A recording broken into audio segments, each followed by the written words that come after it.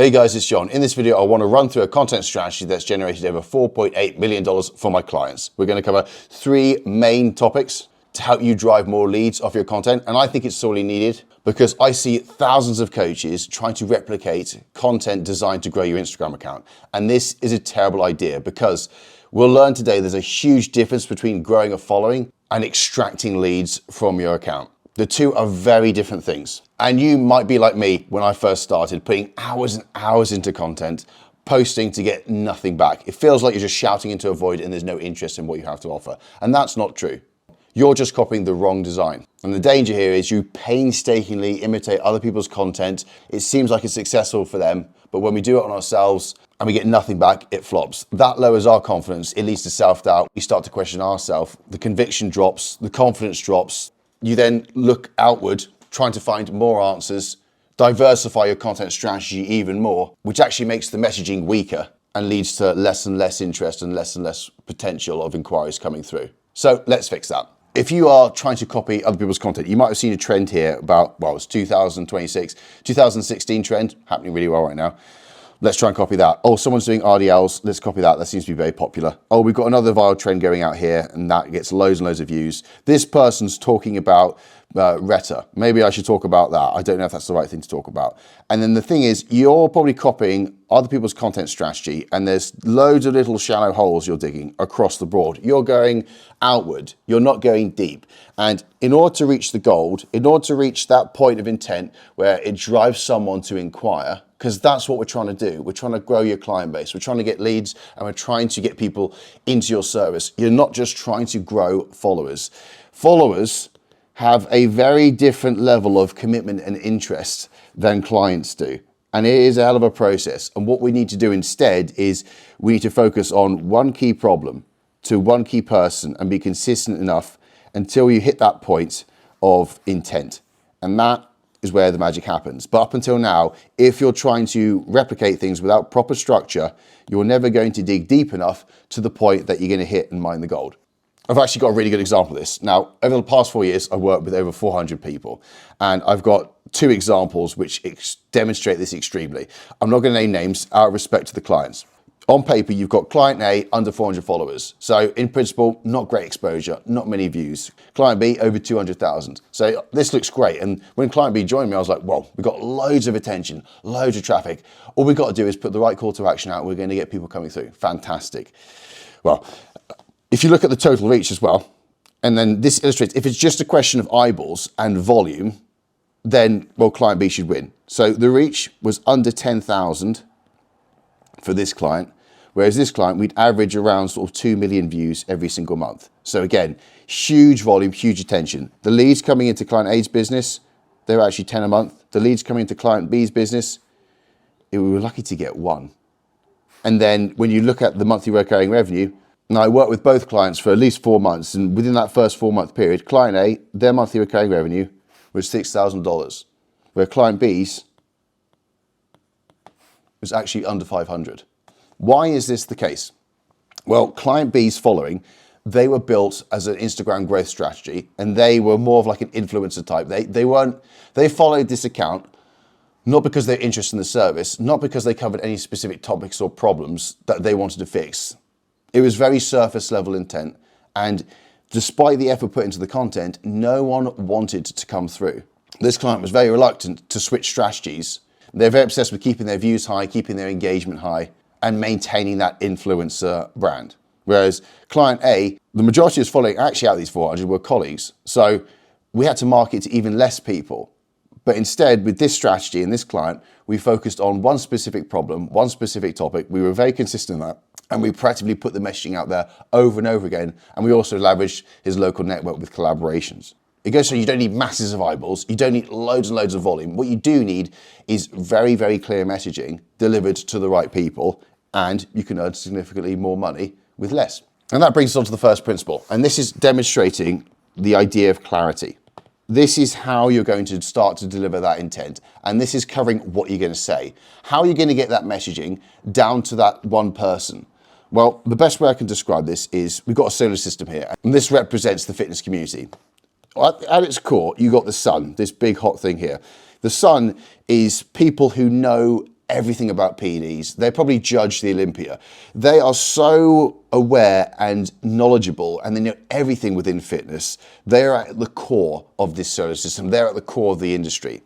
And on the outskirts, you've got Pluto, which is basically people who think the Hairy Dieter's cookbook is going to work. They think that maybe Jamie Oliver's new lean, healthy cooking is going to be the one single thing that they need to go to improve their fitness, to improve their health. And even the, like, you look at this orbit range, these guys are probably focused on, weight. They're probably focused on weight loss. And then you got these guys, they're probably aware it's not weight loss, it's fat loss. And obviously in the sun, they realize that, well, they know everything. They know the full biomechanics of drug mechanics, and they know exactly what happens when this happens, that spikes that, and how to look at blood work. So there's different investment levels, there's different education levels throughout the industry. From the outside in, it goes from less invested and not knowledgeable to more invested and more knowledgeable. What you've got to think about is, where is your orbit range? Where are you meeting people, and where are you taking them to? Because this is really powerful. It gives you that precision of messaging, and it allows you to start going down deep into the mine shaft and stay consistent on those topics. So if you think about your service, you think about the people you've helped, what's that one person that you'd love to attract more of? Because it's more about, okay, over 2 years inside your service, where could you take that person? Where are you meeting them? What orbit range is that? And then where are you taking them to? Once you have that awareness and that 2-year trajectory, that 2-year journey, it becomes a lot easier because you know what you're offering. You know what you're marketing. It no longer becomes, oh, I can help everyone, and I can help that person, I can help that person, and everyone's got different goals. I just want to make money, and I don't mind who I help. Well, that's really hard to stand out. It's very clear for the algorithm, but for people with their surface level goldfish brain thinking, it's really hard for them to just see you and realize within split seconds what you're all about. This is the difference between niching down on problems and niching down on demographic. Niching down on demographic is a terrible idea because you can attract people from all walks of life if they share the same common problem. So we niche down on problems and that starting point in the orbit range rather than niching down on a specific stereotype of person. Because again, that's very surface level. Whereas if you know the point as someone comes to you, think about that ideal client right now, think about that 2-year journey. That's what you're trying to deliver to people. And it's going to be crucial when we go on to the next stage because that forms part of the content strategy, which really drives intent. But once you have that perfect journey, you've really got to be aware of, okay, within that first orbit range, what are they thinking? What are the thoughts? What are the beliefs?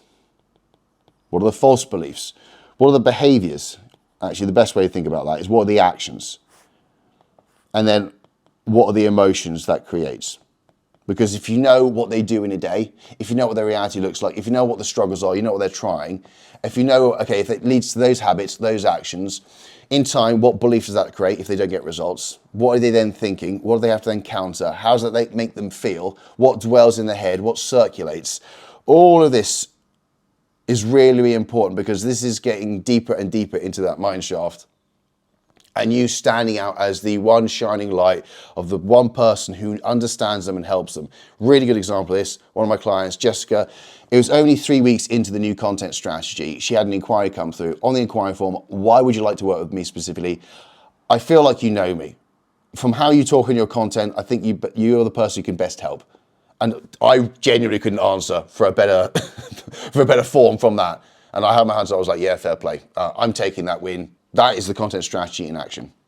So knowing that first orbit range is crucial and mapping the reality and speaking it back to the person, that's going to be really, really powerful to attract leads rather than shout and try and copy very surface level trends, which is never going to get that intent and resonance to pull the right people into your service. It's not just getting leads into your business, it's making them stay. And this all starts with the messaging you put into content. If you charge a modest fee of $150, which is pretty much the entry standard for most online coaching services, and you can attract 8 inquiries every single month, and you can keep them for 8 months because they're the right client joining you and they have the right expectations, that is $10,000 per month. You grow to $10,000, you maintain at $10,000 if you can keep 8 clients coming in and keeping them for 8 months. And the best news about that process is the 8 clients coming in, that becomes infinitely easier as you continue, because 8 months is a long time to spend with a client. You're going to get a really good result, which is going to attract more indirect inquiries. Plus, you're going to nurture relationships which lead to more referrals. And that is a huge thing I focus on inside my community. I've got a full year-long program where I break down content, lead generation, paid ads, service frameworks, retention, and communication skill. Because I know word of mouth is so important. Someone else's word will sell your service way more than you can sell it yourself. So that 8 clients coming through every month, the further you go into this process, the more it compounds. If you want to find out more about that, there's currently a free trial running below. Click the link, find out more, zero risk. Anyway, back to the next point. So once you know that orbit range, you know that starting point, now we need to create that intent. We need to kind of drive and warm people up. So when people are inside and they're watching, in time, that urgency and will and wants to inquire should increase. Now, best way to illustrate this is with this bungee, because if you know that orbit range, and at the bottom, you've got their starting position, their reality, thoughts, beliefs, false beliefs, emotions, behaviors, actions, and then you know the journey you want to take them to, and you know the outcome, that 2-year outcome, and again, should be a contrast. You should have done good work by then. The more you talk about those 2 points, and the more people see it, they will resonate and connect with where they are right now, and you'll stand out to them, you'll capture their attention, but they'll want that end point. And the more you post about that and the more consistency you put on that, and you stay on and on and on that message, and don't diversify. Don't go, oh, I copy this tactic. Oh, no, never mind. Clarity on where they are, clarity on where they want to be. Oh, that trend's going really well. Oh, that's good. No. It's continually staying on that message and creating the contrast between those 2 poles, which creates such tension where they have to inquire. And that is what we're trying to achieve when we show the other element of the content strategy, which is ultimately showing proof, doing stories, explaining how your clients feel. So you've got, well, we're going to annotate this here. You've got basically 2 years outcome where we want to get them to where they want to be. And then we've got day 1. So beliefs, actions, thoughts, emotions. Adding those layers into content. If it's a carousel post, reference that at the beginning. Show it on your clients. Show it at the origination point. Don't just show the end result, show the journey. People are invested in stories, and this is becoming more prevalent now because with AI coming through, the before and afters are becoming less impressive and more easy to fake and copy. Whereas if you can explain that journey and reference these points here, so people can see it and feel it, and then they see the contrast to where they are at the top and where they've got to. It matters more, and people want that. They will live vicariously through that result, and they'll crave it. And if you want to put this on steroids, collaboration posts, you will put that in front of their audiences, and because they know the person, the pain of comparison is infinitely greater, and that is a really awesome tactic to drive more immediate inquiries and leads into business. So the second point is the contrast method. It's clarity at the beginning and clarity at the end, and incorporating that into different formats and different parts of content and being consistent on that message to drive that tension. And we're actually going to put this into practice towards the end of the video, where we're going to go over a little bit of strategy and how you can implement this today. And when you stick to this consistently, you will stand out. This is the difference between attracting and shouting. You'll become the market of one when you drill down on this and this shines out to the right people. Because ultimately people crave direction. They crave certainty. And if you can be the one to provide that certainty by showing other people going through the journey, by clearly referencing where they are right now and showing elements of your framework, showing elements of your service, showing proof it works and repeating that, which we're going to go on to, this will drive more and more people to inquire. Because ironically, the more people use AI, the more they're going to get in their own way and the more overwhelmed they're going to get. More information leads to less action. Less action compounds the problem. The hunger for the clarity this will bring is only ever going to go up.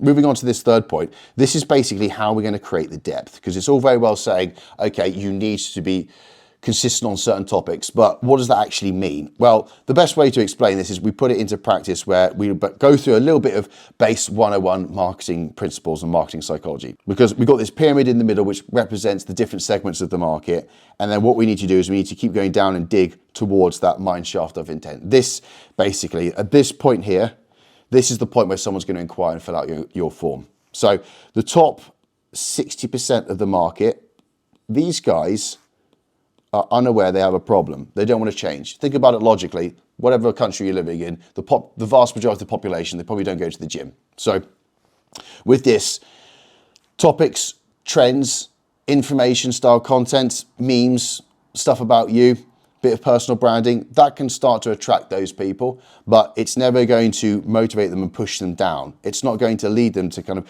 go down the mine shaft of intent. So, okay, how do we then take this sort of style surface level content here and how do we develop on it? Well, this is the difference where we want to then start to talk about problems, specific problems, issues around that orbit range, that first orbit range. Okay, what are the behaviors? What are the habits and what are they doing? And what problems that lead to? Having a really good understanding of what they think their struggles are, not what you think their struggles are, but what are they thinking about? This is where you're going to start to drive a little bit more intent and start to kind of get them thinking. Because if someone's problem unaware and you explain their reality back to them, you reference, let's just say you reference a behavior or you reference a habit they've been doing or something they've thought about based on the clients you know, that could be enough to probably tip them to that point where they grab their attention to such a degree, you explain it with more clarity than they can understand it themselves, and that might make them problem aware. They might realize that, well, do you know what? Maybe running is a bad way to lose weight because maybe I am hungry after I eat. Whatever that hormone was, I can't remember what it's called. Was it ghrelin? I don't know, but maybe I do overeat after I run. Maybe I shouldn't run. Maybe it's not just me. So again, referencing problems rather than topics and the specific problems, that really starts to drive and go deeper into the content strategy. And then underneath that, we have a more concise band of the market, 17%. These guys are actively researching. So they know they've got a problem. They're pretty much clued up. They're in the market of solving it. They want to get it something done, but they're probably not convinced that you can help them. They're looking at other services, looking at other coaches. Why are you different? What's going to be specific to you? Okay, so part of this is specificity. Part of this is, again, being consistent enough on the messaging and not deviating. But another part is telling stories. Because if you can reference stories of your clients going through it, if you can show, okay, you can also look at this as proof. You showing other people going through the process, you showing where they're going to get to, and then being consistent on those issues. Maybe it could be giving out a lead magnet, giving out something for free. This is basically an element of trust here is needed. Trust is what we need to do, is what we need to instill.